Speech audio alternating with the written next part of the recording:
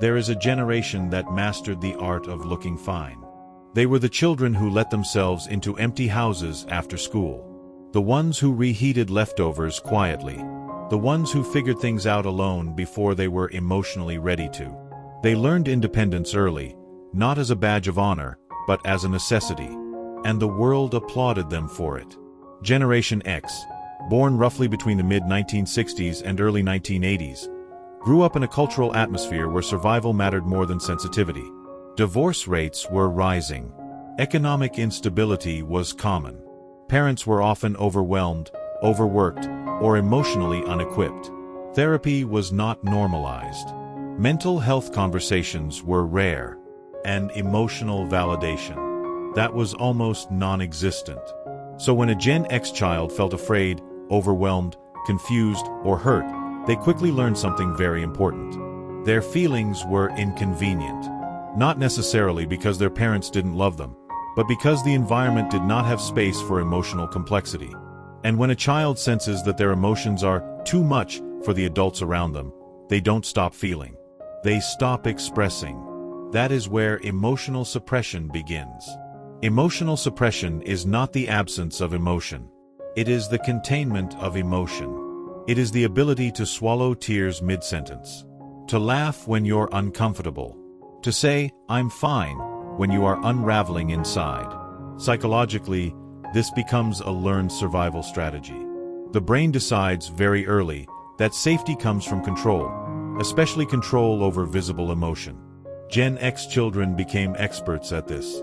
They became what psychologists sometimes call emotionally self-regulating without guidance. But here's the hidden truth.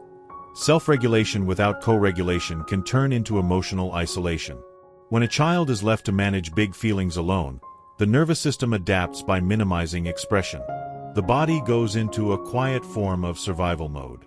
Not dramatic, not explosive, just contained. Over time, that containment becomes identity. They are praised as resilient, tough, low maintenance, independent. But beneath that resilience is often something far more complex.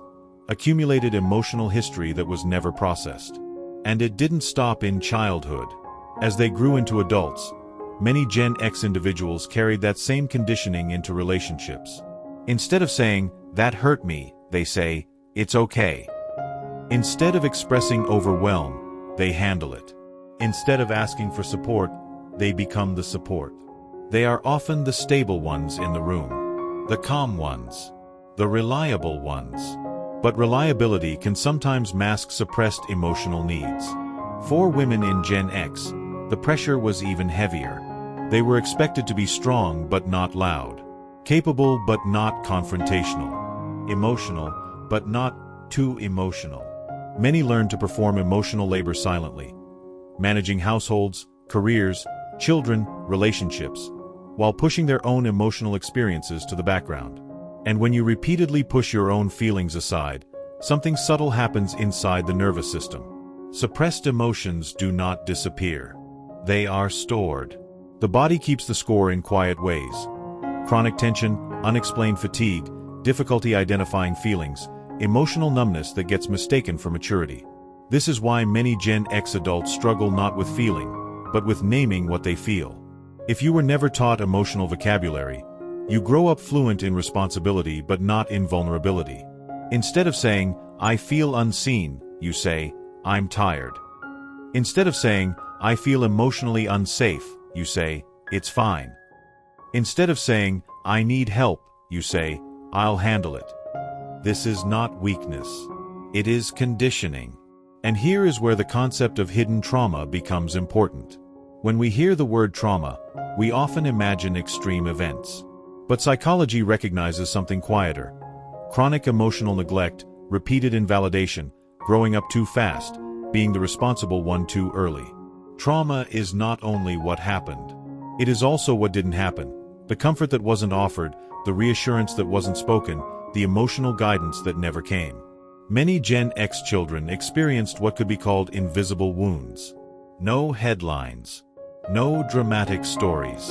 Just a steady pattern of emotional minimization.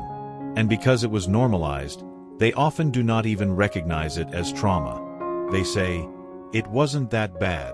But the nervous system remembers.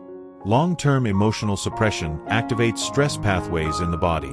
When emotions are consistently pushed down, the brain learns to prioritize functioning over feeling. This can lead to hyper-independence, an intense discomfort with relying on others.